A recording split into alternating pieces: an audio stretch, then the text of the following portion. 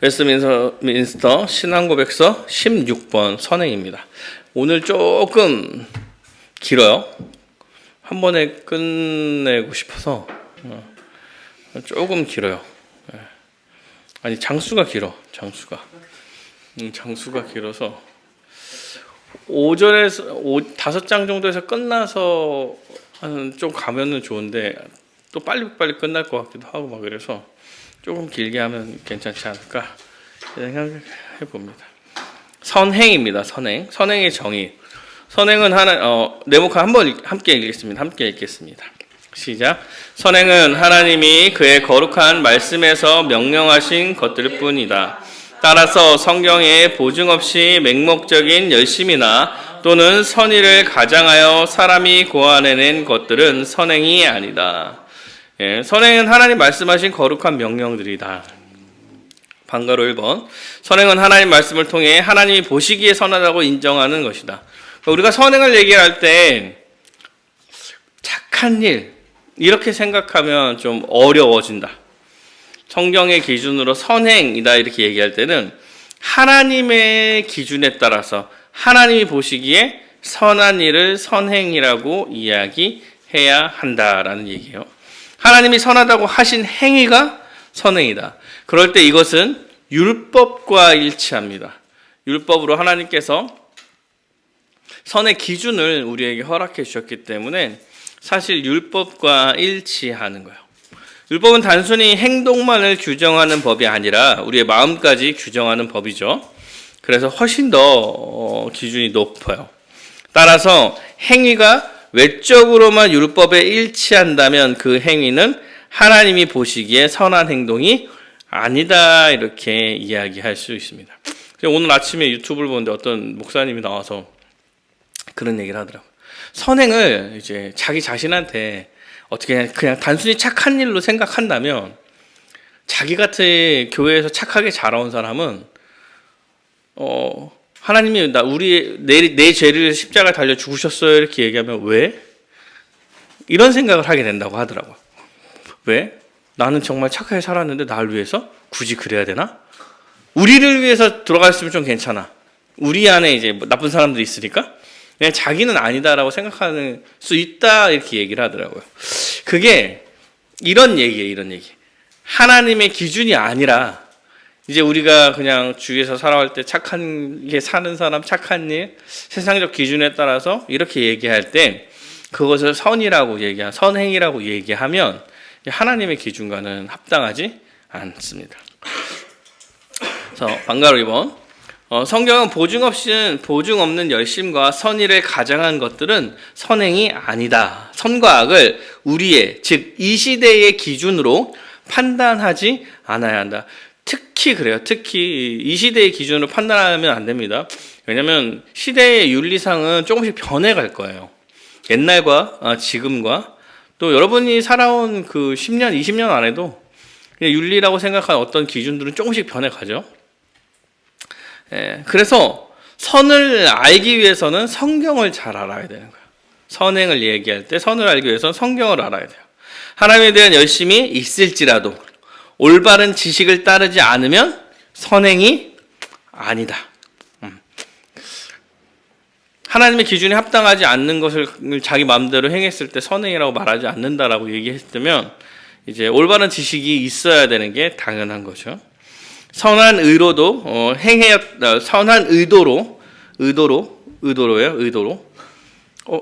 한 3개 거 틀린 거 봤는데 이것도 못 봤네. 의도로 행했더라도 선행이 아닐 수 있다.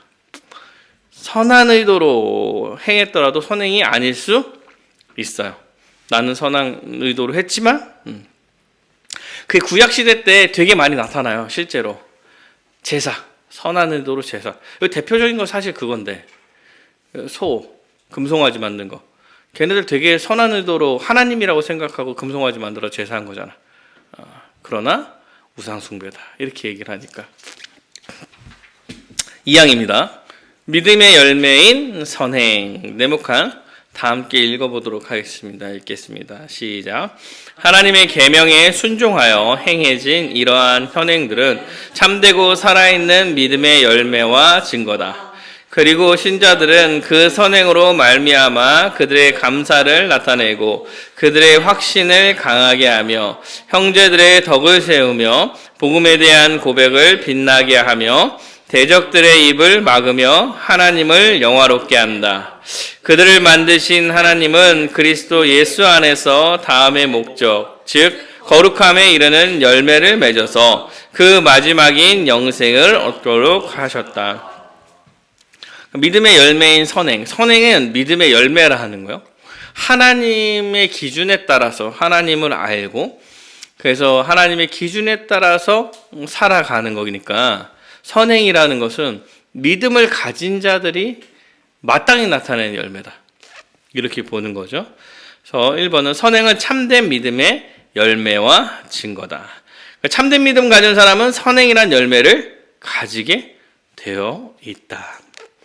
선행은 믿음의 열매이기에 칭의 이후에 오는 거죠. 의롭다 여김받은 자에게 선행이 나타나는 거예요. 선행을 하는 사람에게 의롭다 여겨지는 게 아니야. 그래서 사실 선행을 보고 믿음을 판단하지는 않아요. 남의 선행을 보고 믿음을 판단하지 않아요. 왜냐하면 선행은 믿음 다음에 오는 거라서 그렇긴 해. 그런데 선행이 믿음의 열매라고 한다면 선행이 없는 자들은 믿음이 없을 가능성이 크다. 이렇게 말할 수 있어. 가능성이 크다 이런 형식은 말할 수 있어요. 그리고 본인을 돌아볼 때는 좀 많이 쓸 수 있죠. 내가 주의 뜻에 따라서 살지 않는 모습이 나타난다면 내 믿음을 내 스스로가 의심할 수 있죠. 선행은 믿음의 열매입니다. 반드시 나타나게 되어 있다. 믿음은 살아있기에 사랑의 열매를 맺는 거예요. 그래서 야고보서 디모데전서 1장 5절에 이 교훈의 목적은 청결한 마음과 선한 양심과 거짓 없는 믿음에서 나오는 사랑이다. 야고보서도 영혼 없는 몸이 죽은 것 같이 행함이 없는 믿음은 죽은 것이다. 이 정도로 얘기하잖아요. 행함이 없으면 믿음은 죽은 거야. 그러니까 행함, 선행이라는 행함이 나타나게 되어 있어. 열매를 맺을 거야. 너의 믿음이 참된 믿음이란 전제 하에서. 이렇게 얘기할 수 있죠. 선행엔 이번 살아있는 믿음을 가진 사람은 선행으로 믿음의 증거를 나타낸다. 그러니까 우리가 참된 믿음을 가진 자인지 아닌지를 사실 알 수 있는 방법이 선행이야, 선행. 내가 믿는 자임을 증명하는 게 신자의 모습이 나타나는 거야. 그 대표적인 것들이 선행이죠, 선행. 그래서 내 스스로의 믿음을 내가 확증할 때 이런 열매가 있는지를 보는 거죠. 열매가 별로 없는데요? 이렇게 생각할 수 있죠. 생각할 수 있지만 잠깐 1, 2년을 보지 말고 한 10년? 한 15년? 이 정도 보면은 사람 됐구나 이런 생각이 들 수 있어요. 그런 생각이 들 수 있죠. 그러면은 이제 내가 조금씩 변해오고 있는 거구나 이런 생각을 할 수 있는 거예요. 제가 자주 말씀드린 것 같아요. 고등학교 친구들이랑 대화를 잘 못 섞겠을 때, 대화를 막 섞지를 못하겠을 때, 그리고 제가 목사 안수를 기점으로 많이 변했어요. 말이 줄어들었고, 그게 이제 내 성향이 변하지 않았는데 진짜 막 누르고 하고 있는 거더라고요. 제가 최근에 좀 느꼈는데 저 혼자 차 타고 다닐 때 막 폭발시키는 것 같아요. 나 혼자 있을 때 막 폭발시키고 뭐 이상한 생각 막 하면서 막 폭발시키고 나서 평온해지는 거 약간 좀. 그리고 이제 좀 막 그때 말을 혼자 많이 해. 그리고 이제 줄이고 뭐 이렇게 하는 것 같아요. 내 나름대로 노력을 이렇게 하고 있구나 이런 생각을 조금. 그래서 나 혼자 차 타고 있는 거 보고 진짜 미친놈이구나 이런 생각을 할 수도 있을 것 같아. 하여튼 그러니까 변해가고 있는 모습. 그래서 나름 노력하고 있는 모습이 보니까 아 그래도 믿음이 있구나 이런 생각을 해보는 거예요. 선행은 다양한 유익들이 있습니다. 첫 번째, 선행은 하나님에 대한 감사를 나타냅니다. 우리가 선행하는 게 하나님께 감사하는 게 선행으로 나타날 수 있는 거야. 지극히 큰 구원의 은혜를 감사하잖아요. 감사하니까 주님의 뜻대로 살려고 하는 거야. 그 감사에 대한 표현으로.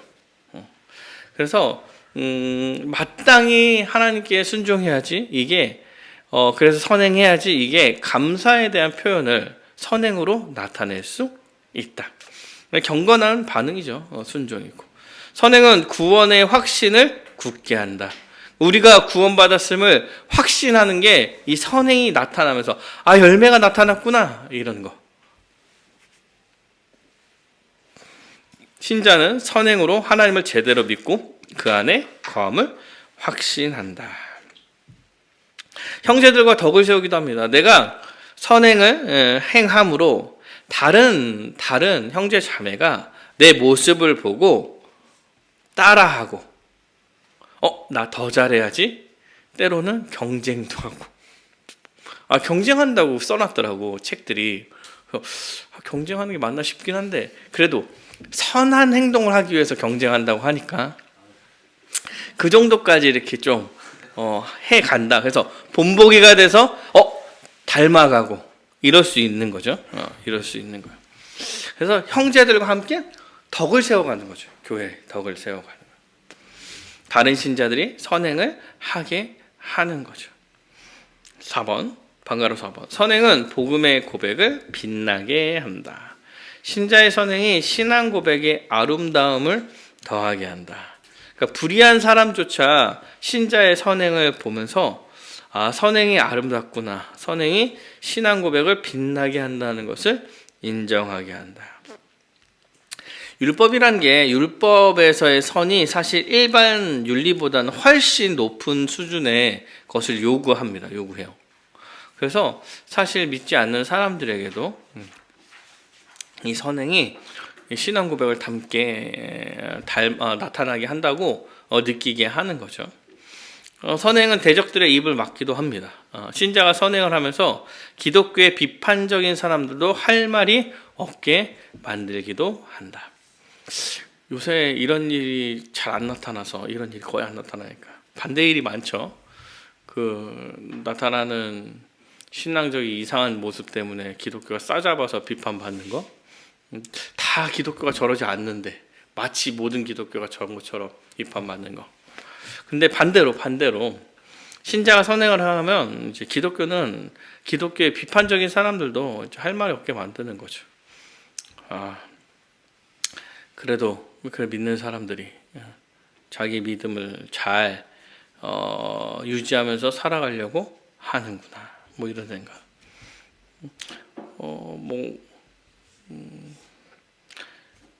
약간 국가에 큰일 있을 때 봉사하러 가는 데가 주로 기독교예요. 여러분 혹시 아실지 모르겠지만 옛날에 아주 옛날이죠. 서해 기름 유출 났을 때 태안에 봉사자들의 90%가 교회였죠. 모르시죠? 그 봉사자들의 90%가 교회였어요. 그런데 이제 아무도 나타내지 않죠. 아무도 나타나지는 않죠. 근데 같이 간 사람들은 좀 알겠지. 선행은 하나님을 영화롭게 한다. 신실한 신자들의 선을 많이 행할수록 하나님은 더 많은 영광을 받으시는 거죠. 요한복음에 너희가 열매를 많이 맺으면 내 아버지께서 영광을 받으실 것이요 너희는 내 제자가 될 거다. 이렇게 나타나 있죠. 그러니까 하나님께서 영광을 받으시는 거예요. 방가로 7번. 하나님은 이러한 유익들을 통해서 선행으로 거룩함에 이르는 열매를 맺어 영생을 얻게 하신다. 신자는 하나님에 의해 선행을 하도록 지으심을 받았으며 그 마지막 결과로서 영생을 얻게 되는 거예요. 하나님에 의해 선행을 하도록 지으심을 받았어요. 마지막 결과로 영생을 얻게 되는 거죠. 의롭다 여김을 받고 여김을 받은 자로서 마땅히 선행을 행하다가 영생의 마지막에 이르게 되는 거죠. 사실 신자의 목표는 지옥 가지 않는 게 아니에요. 왜? 믿음으로 의롭다 여김을 받았으면 지옥 가는 건 일단 끝난 문제거든. 하나님 나라를 사실 완성해 가는 거지. 거룩함으로 선행하고 성화가 완성에 이르기까지 살아가는 거야. 근데 언제 완성이 되냐면 예수님이 다시 오실 때. 그때까지 계속 힘써 노력해 살아가는 거야. 그러므로 신자는 선행을 해야 한다. 3항입니다. 3항 선행의 근거. 선행의 근거입니다. 네모칸 만약에 함께 읽어보겠습니다. 읽겠습니다. 시작. 선행을 하는 그들의 능력은 결코 그들 자신에게서 나오는 것이 아니라 전적으로 그리스도의 영에게서 나온다. 따라서 그들이 선행을 할 수 있기 위해서는 이미 받은 은혜뿐만 아니라 그들 안에서 역사하여 자신의 선한 기뻐하심대로 원하고 행하게 하시는 그 같은 성령의 질적인 영향이 필요하다. 성령의 특별한 역사가 없으면 아무 의무도 행할 필요가 없는 것처럼 게으름에 빠져서는 안 된다. 그들은 그들 안에 있는 하나님의 은혜를 일으키는데 부지런해야 한다. 자, 1번. 선행은 전적으로 그리스도의 영으로부터 나온 거다. 이것은 이제 전적인 도덕적 무능을 가르치는 타락과 원죄의 교리를 염두에 둔 거죠. 우리는 전적으로 무능해요. 우리 튤립 했나? 5대 교리? 전적 타락 있어. 전적 타락. 인간이 전적 타락했어요. 그래서 타락해서 우리는 선행을 할 수 없는 자야. 그래서 이걸 전제로 이제 그리스도 영으로부터 나오는 그 힘으로 우리가 선하게 살아갈 수 있다 이렇게 이야기하는 거지. 이게 사실 지금부터의 3, 4, 5항인가? 4, 5, 6강이 대부분 지금 카톨릭에 대한 이제 반대에 대한 설명을 하고 있는 거예요. 이게 그 웨스트민스터 신앙 고백서니까 그 한참 싸울 때 만들어지는 거니까 왜 그들이 틀렸는지에 대한 얘기를 하려고. 그래서 우리는 무엇을 믿는가? 근데 로마 카톨릭이 죄인에게는 하나님의 은총이 필요하지. 하나님의 은총이 필요해요. 은총을 딱 받으면 그 다음부터는 선행으로 살아가는 데 있어서 사람의 공로가 필요하다는 거예요. 우리가 열심을 다해야 된다 이렇게 얘기하지만 사실은 인간은 스스로 의롭다 여김받을 수 있는 행동을 할 수 있는 게 아무것도 없어요. 그래서 우리는 성령을 의지해서 거듭남으로 하는 거예요. 그래서 아르미니우스주의도 거듭나지 않아도 하나님을 찾거나 선행할 수 있다 이렇게 얘기했지만 어거스틴은 인간은 완전히 타락이에요. 타락하여 영적으로 죽었고 선행은 무능하다. 타락하여 영적으로는 죽었고 선행은 무능한 자예요. 그래서 우리는 전적으로 그리스도의 성령으로 선행이 가능하다고 믿는다. 그래서 신자만 선행을 할 수 있는 거예요. 그래서 선행을 하기 위해서는 성령의 실제적 감화가 필요하다. 그러니까 실제적으로 성령이 움직여야 우리가 선행을 할 수 있는 거예요. 성령님께서 우리 안에서 실제로 일하고 계시는 거죠. 우리가 하나님의 말씀을 순종했다. 선의 모습을 선한 행동에 보였다. 이랬을 때 성령님이 일하신 거라고 보는 거예요. 일하신 거야. 성령님은 신자 안에서 그 마음을 움직이고 감화하셔서 선행하게 하신다. 이런 느낌이 나는 하기 싫었는데 그 안에서 막 나를 끌고 가듯이 끌고 갔다. 마치 성령님과 내가 인격이 다 띄어 있어가지고 막 이런 스타일의 얘기를 하는 게 아니에요. 내가 감화해서 해야지 라고 선행을 했다면 이게 사실은 성령님께서 나를 움직이는 거다. 나의 인격과 나의 생각과 나의 의지와 이 모든 것을 함께 하시는 성령님이다. 그래서 한번 성령의 역사가 없다고 의무 없이 태만하게 만드는데 이게 무슨 얘기냐면 그래서 성령님의 역사와 은혜에 감사하면서 그 은혜를 소중히 여기고 그 은혜를 불일듯하기 위해선 부지런해야 된다. 이렇게 얘기하죠. 그래서 하나님은 은혜로만 선행이 가능하다고 하면서 자신들의 선행을 하지 않는 것의 책임을 은혜의 부재로 돌리면 안 된다. 지금 사실 마지막 얘기가 그 얘기를 하는 거예요. 그 네모칸에 있는 하지만 이후의 얘기가 어떤 거냐면 내가 지금 선행을 안 하고 있어. 그게 선행은 내가 할 수 없는 존재니까 이건 성령님이 안 움직였네. 이런 식으로 핑계대면서 살아갈 수 없다고 이야기하는 거야. 선행을 못한 것을 핑계대지 말아라. 이거 내가 나쁜 게 아니라 성령님이 나쁜 거 아닙니까? 이렇게 얘기하는 거다. 그래서 선행을 위한 하나님의 은혜는 부족하지 않아. 우리의 열심도 성령님께서 같이 행하는 거예요. 우리의 생각도 우리의 감정도 성령님께서 같이 해 나가시는 거기 때문에 충분히 우리한테 주어졌고 가능하고 내가 선행을 하지 않는 것을 성령님에서 안 움직였다고 핑계할 수 없다라고 얘기하는 거예요. 그래서 게으르지 말고 부지런히 선행을 해야 한다라고 이야기하는 거예요. 신자는 항상 복종하여 두렵고 떨림으로 자신의 구원을 이루어야 한다. 이게 그런 의미죠. 신자는 항상 복종하여 두렵고 떨림으로 자신의 구원을 이루어야 하는 거예요. 이거 사도 바울이 한 얘기죠. 두렵고 떨림으로 나의 구원을 이루어간다. 그래서 내가 열심히 해서 구원 받는다 이런 얘기를 하는 게 아니야. 이 얘기가 나를 항상 돌아보며 열심을 다해서 주님께 순종해야지 라고 이야기하는 거예요. 4항입니다. 선행의 한계. 네모칸 읽어보도록 하겠습니다. 읽겠습니다. 시작. 순종에 있어서는 이 땅에서 도달할 수 있는 가장 높은 수준에 이른 사람이라고 할지라도 고 하나님의 요구하는 것보다 더 많은 것을 할 수 있는 사람은 없다. 오히려 그들이 해야 할 의무에도 크게 미치지 못한다. 네, 이것도 사실 카톨릭 때문에 나타나는 것 같아요. 카톨릭은 하나님이 요구하는 선보다 더 많은 것을 할 수 있다고 생각하는 거예요. 나중에 나와요. 1번입니다. 하나님이 요구하는 것보다 더 많은 것을 할 수 있는 사람은 없어요. 모든 사람은 선에 대해 전적으로 무능력한 전적으로 타락한 존재예요. 우리가 선을 조금이라도 외적으로 보여줄 수 있는 것은 성령님이 일하기 때문에 그런 거예요. 그것도 완벽하게 해낼 수 없어. 예수님이 다시 오실 그날까지는. 전적으로 타락했어. 그래서 우리는 완전 성화나 구원을 받기에 충분한 선행을 할 수 없는 자예요.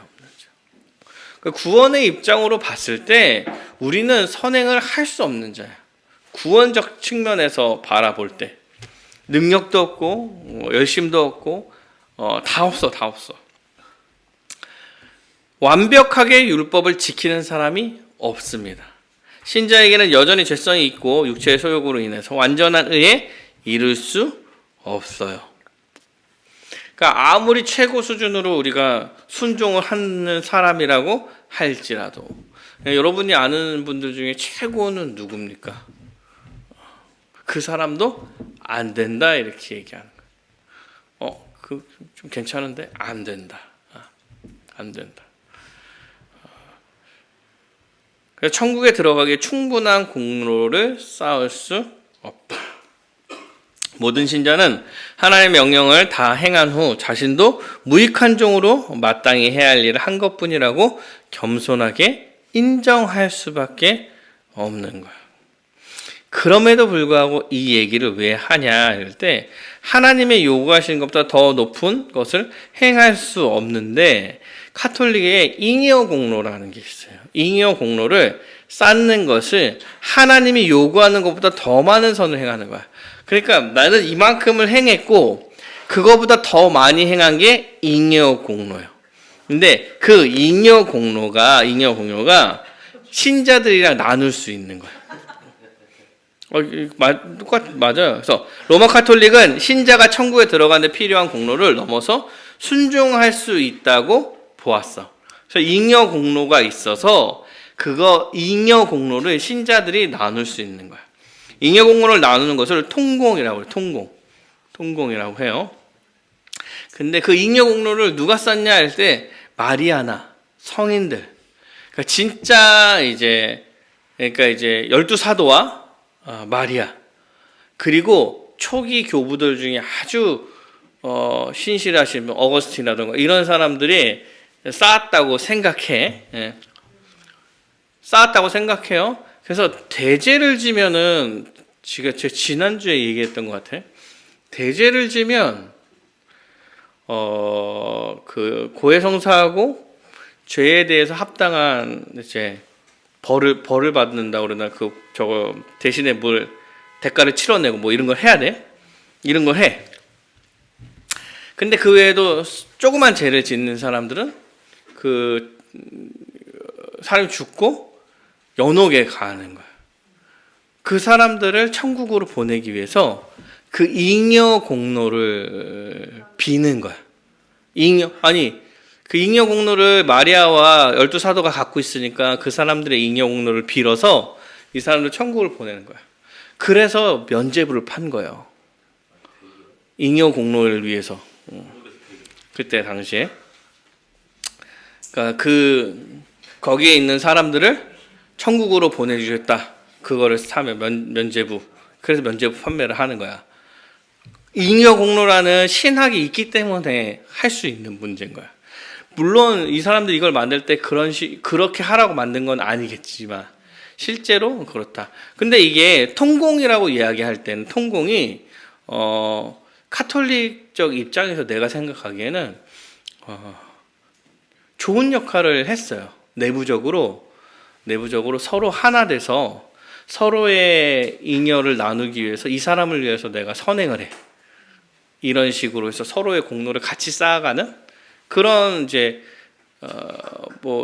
결과적인 좋은 결과를 내기를. 그래서 카톨릭이 그렇게 많이 봉사를 많이 하는 측면이 있잖아요. 예. 그러니까 제가 알기로는 이게 제 기억인데 이번 교황 전에 그 교황이 굉장히 그 카톨릭 신자답지 않은 좋은 분이었어요. 그래서 그분이 정권을 잡고 집권하실 때 그 옛날의 죄를 다 회개했죠. 그리고 조금 교리를 좀 바꾸려고 했던 걸로 알고는 있어.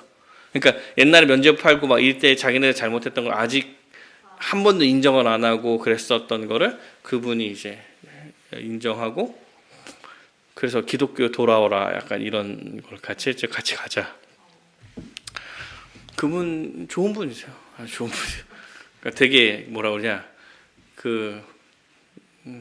이게 보수적이지 않고 진보적인 색채를 가진 아주 그런 분이셨죠. 그래서 우리 옛날에 그런 얘기 많이 했어요. 되게 카톨릭 신자답지 않게 되게 선하다고 이런 얘기 많이 했는데 돌아가셨습니다. 하여튼 근데 여전히 교리가 아마 그때의 잘못을 뉘우치고 교리를 조금씩 바꾸려고 했지만 다 하지는 못한 것 같아요. 여러 가지로 그래서 굉장히 많이 달라요. 제 5항입니다. 5항 선행의 무익함. 네모칸 함께 읽겠습니다. 시작. 우리는 우리 최선의 선행으로도 하나님의 손에서 죄사함이나 영생을 얻을 권리를 획득할 수 없다. 우리의 선행과 장차 올 영광 사이에 엄청난 불일치가 있고 우리와 하나님 사이에도 무한한 거리가 있기 때문이다. 우리는 선행으로 하나님께 유익을 끼칠 수도 없고 우리의 과거 죄의 빚을 갚을 수도 없다. 우리가 할 수 있는 모든 것을 다 했다고 할지라도 단지 우리의 의무만 행한 것뿐이고 우리의 무익한 종이들이다. 우리의 행위가 선한 까닭은 그것이 하나님의 성령으로 비롯됐기 때문이다. 그리고 우리가 그것을 행하기 때문에 그것은 오염되고 많은 연약과 불완전함과 섞여 있어서 하나님의 엄중한 심판을 견뎌낼 수가 없다. 1번, 우리는 애초에서는 선행으로도 하나님의 손에서 죄사함이나 영생을 얻을 권리를 획득할 수 없어요. 신자의 선행으로 구원을 이룰 수 없습니다. 이거 제5항도 카톨릭의 고백 성사, 고해 성사를 이제 염두에 둔 건데, 카톨릭의 선행에 대해서 얘기할 때 세례를 받을 때의 은혜에 협력하는 사람들은 대죄를 범할 때까지 칭의 상태를 유지해요. 그리고 대죄로 칭의를 잃어버리면 고해를 통해 의롭게 될 수 있고, 고백 성사는 사죄의 사명 그리고 보속행위, 보속행위라고 하죠. 대가를 치러서 행위를 해서 이 대죄를 상쇄시킬 다른 선한 행동을 하는 거야. 보속행위. 그래서 할당에 포함돼서 우리의 구원은 오직 예수 그리스도의 은혜로 말미암는데, 이렇게 해가지고 구원을 받는다고 설명을 하는 거야. 근데 사실 우리의 행위가 조금이라도 우리의 구원에 영향을 미친다는 뉘앙스만 있어도 실제로 십자가는 필요가 없게 돼요. 맞지? 예수 그리스도의 십자가를 믿으면 의롭게 됩니다 라는 이야기가 근데 그 다음에 손가락 하나는 탁 튕겨야 돼. 이러면 손가락 안 튕기면은 그 십자가의 의미가 아무 의미가 없는 거잖아. 구원 못 받는 거잖아. 그래서 실제로 어떠한 작은 게 들어온다 하더라도 십자가의 의미는 은혜적 측면에서는 약해질 수밖에 없어요. 그래서 이러한 고백 성사나 보속행위라든가 이런 것들을 받아들일 수가 없어.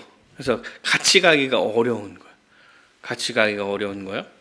선행은 다가올 영광과 좋게 비교할 수 없다. 우리의 선행이 아무리 영광스럽더라도 하나님 주신 영광과는 비교할 수 없습니다. 우리와 하나님 사이에는 무한한 간격이 있습니다. 하나님과 인간 사이에는 무한한 질적 간격이 있어요. 창조주와 피조물이라는 질적 관계가 있어요. 엊그제 저희 작은 누나가 전화해서 예정론을 물어봤어. 사랑하는 여러분, 하나님의 속성과 인간 측면에서의 이해도 워낙 질적 차이가 너무 나가지고 다 할 수 없어. 시공간을 초월하시는 창조주 하나님과 시공간에 gat혀있는 피조물인 사람, 무슨 말을 해도 섞일 수가 없어요. 섞일 수가 없어. 어떤 비유로도 이 질적 간격을 표현하기가 어려워. 이게 접점을 어디다 둘 수 없는 관계야. 그 정도로 차이가 나는 거지. 그래서 신자의 선행이 하나님을 전혀 유익하게 할 수 없어요.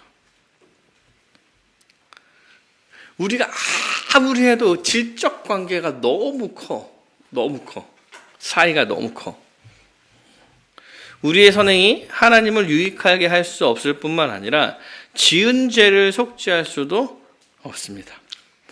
하나님과의 무한한 질적 간격 때문에 최고의 선행을 행하더라도 지은 죄를 속죄할 수 없습니다. 우리의 최고의 선행도 오염되어 있기 때문에 그래요. 그러니까 우리가 이 16가에서 선행을 이야기할 때 우리가 선행으로 하나님의 어떠한 것을 바꾸겠다, 아니면 의롭게 되겠다, 구원을 받겠다, 이러한 측면의 것은 아무것도 할 수 없다는 얘기를 명확하게 하는 거야.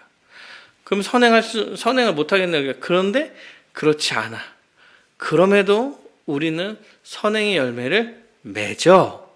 이런 설명을 하는 거예요. 그냥 그 선행으로 의롭게 되진 않지만 의롭게 된 자로서의 선행의 열매는 마땅히 맺을 거야.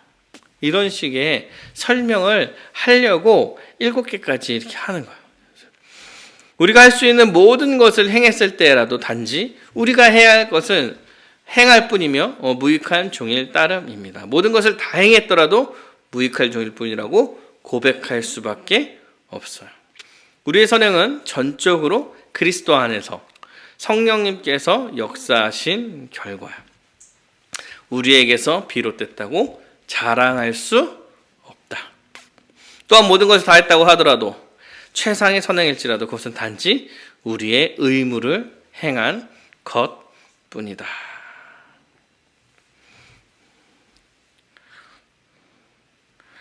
네모칸의 2번은 그러나 우리가 무익한 종이라고 할 때 우리에게 열매가 없다는 의미는 아니다. 예수님은 열매를 맺기 원하셨다. 그러나 그것은 오히려 하나님의 은혜다. 또한 우리가 행한 것인 만큼 오염되고 많은 연약함 및 불완전함과 혼합되어 있어서 하나님의 심판이 엄정함을 견딜 수가 없다. 우리의 선행조차 연약함과 흠들로 오염되어 있어요. 이게 아주 명확하다. 그래서 신자의 선행, 네모칸 하나 읽어보겠습니다. 이제부터 선행이에요. 읽겠습니다. 시작. 그럼에도 불구하고 신자들의 인격은 그리스도로 말미암아 용납되기 때문에 그들의 선행 또한 그리스도 안에서 용납된다. 이 세상에서 그것이 하나님 보시기에 전적으로 흠이 없고 책망할 것이 없기 때문이 아니라 하나님이 그것을 자신의 아들 안에서 보시기 때문에 비록 많은 연약과 불완전을 수반할지라도 진실이 행한 것을 용납하고 상 주시기를 기뻐하신다. 연약과 불완전을 수반할지라도 진실이 행한 것을 용납하고 상 주실 것을 기뻐하신다. 이렇게 얘기해요. 1번 신자들의 선행에 의해 의롭다 하심이나 영생을 얻은 것은 아니지만 신자들 자신이 받아들여졌기에 이들의 선행도 기쁘게 받아주시는 거예요. 받아주시는 거예요. 니네가 잘해서 영생을 얻는 건 아니지만 예수 그리스도로 의롭다 여김받은 자의 선행을 받아주겠다. 이렇게 이야기하는 거죠. 그래서 반가로 1번에 그리스도 안에서 신자들뿐 아니라 신자들의 선행도 기쁘게 받으신다. 첫 번째가 우리의 선행이 무익하다고 해서 무의미한 건 아닌 거야. 무익하진 않아. 근데 의미가 없는 게 아니야. 예수 안에서 은혜 받은 자가 마땅한 열매를 맺는 거기 때문에 의미가 있어요. 근데 하나님이 보시기에 그게 유익한 게 아니라는 거예요. 그냥 그것도 기쁘게 받아주시는 거예요. 하나님은 오직 값없는 은혜와 사랑으로 선택하셨고 오직 예수 그리스도의 순종과 속죄의 만족을 우리의 것으로 여겨주셔서 의롭다는 거예요. 우리의 모든 의로움의 근거는 예수 그리스도의 십자가입니다. 그게 모든 것을 우리에게 준 거고 하나님도 예수를 통하여서 우리를 예수처럼 여겨주시는 것뿐이야. 그럼 착하게 안 살아도 되는 거 아닙니까? 칭의적 측면에서는 그래요. 그가 어떤 삶을 산다고 하더라도 하나님은 그를 사랑하실 거예요. 다만 예수가 그 안에 거하는데 아무렇게나 산다고? 그럴 수 있나? 이거 성령님이 거하셔서 능력을 행하시는데 계속 나쁜 짓을 하면서 할 수 있을까? 만약에 그렇다면 아마 성령님이 없다는 얘기 아닐까? 이런 생각을 할 수밖에 없는 것이. 그래서 그의 행동들이 막 괜찮아서가 아니라 진심으로 주님 앞에 다가가려는 주님께 순종하려는 마음과 가지고 있는 선행이기에 예수처럼 여겨서 받아주시는 것뿐이다.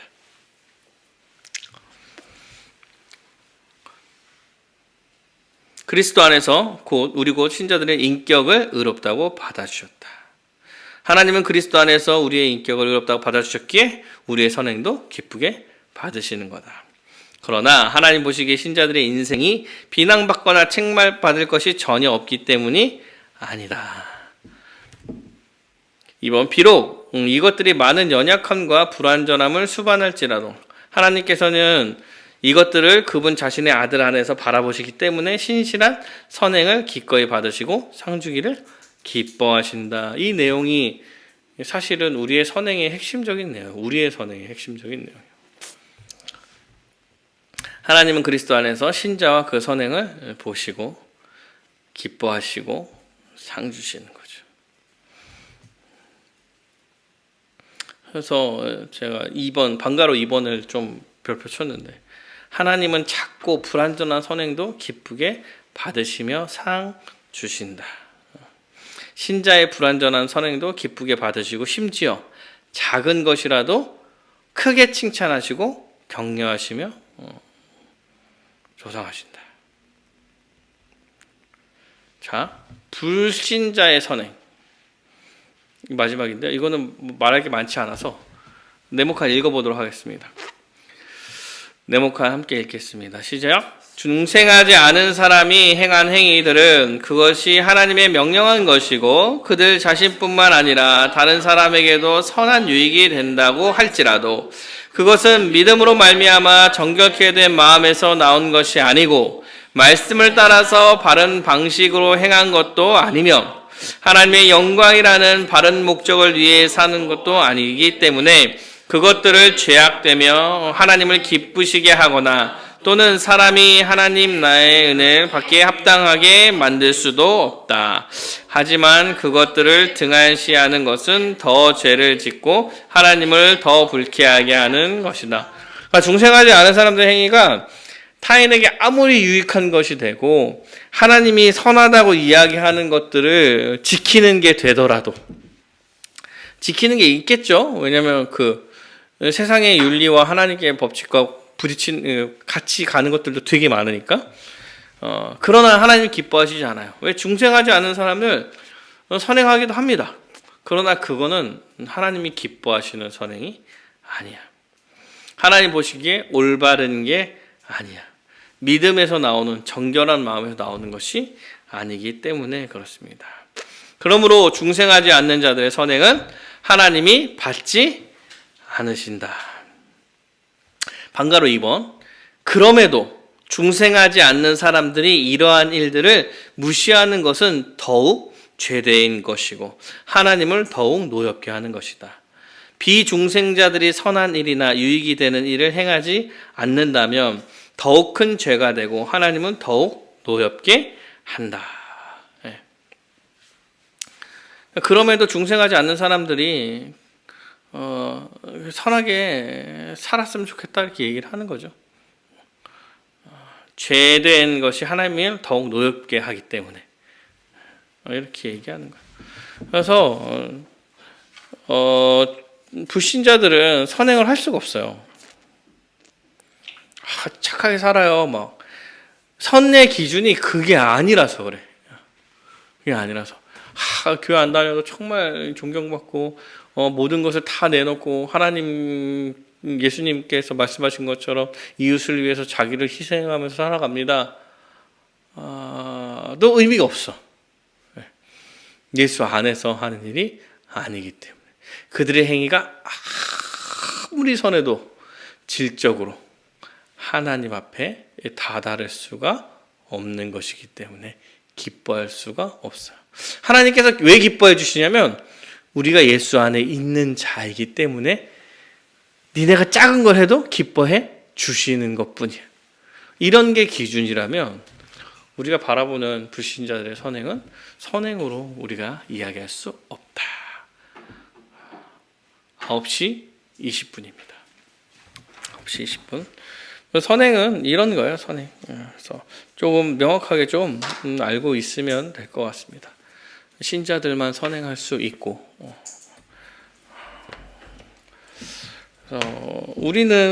그래서 우리는 뭐 해야 되냐? 우리는 선하게 살아야죠. 선행을 나타내야 되죠. 열심히 다해서 성령님이 일하지 않은 거라고 핑계대지 말고 온전히 열심을 다해서 주님께 순종하는 선행의 모습을 보여야 합니다.